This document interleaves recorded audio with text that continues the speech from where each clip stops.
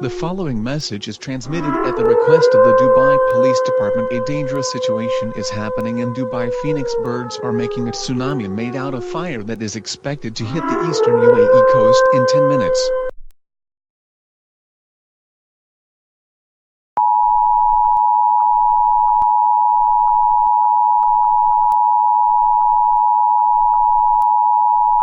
The following message is transmitted at the request of the Government of India. Highly dangerous radioactive particles have been reported in the following cities: Mumbai, Maharashtra, Thiruvananthapuram, Kerala, Neyyathinkara, Kerala, Mangalore, Karnataka, and New Delhi, Delhi Union Territory.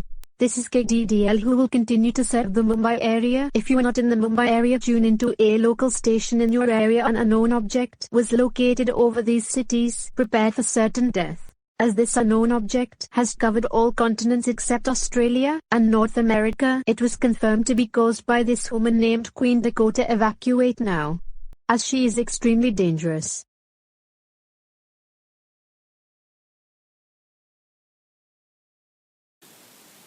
Great energy. Now can you stop and show me the number one? Cut. Now stand. We interrupt normal programming. This is a global emergency.